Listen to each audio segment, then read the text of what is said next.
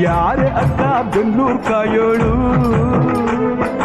ಅಮ್ಮನಿಗೆ ಅಮ್ಮ ಅಣ್ಣಮ್ಮ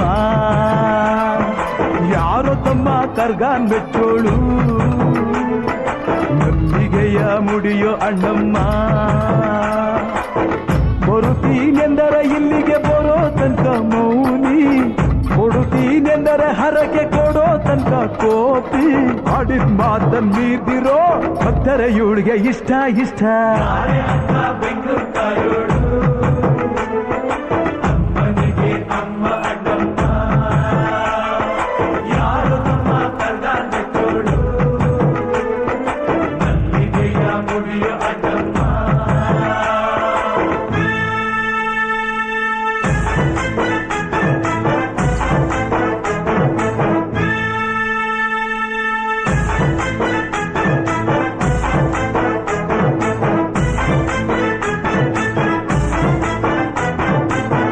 ಕಾಡು ಮಲ್ಲೇಶನೇ ಒಮ್ಮೆ ತಾಯ ಬೇಡಿದ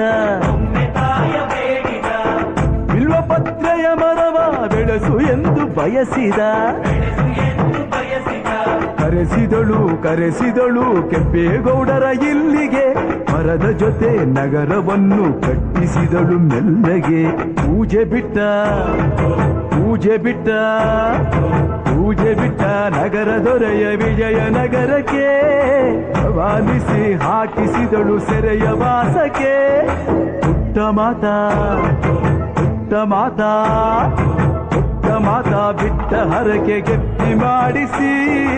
2 ವರುಷ ಅಳಿಸಿ ನಗಿಸಿ ತಂದು ಮನ್ನಿಸಿ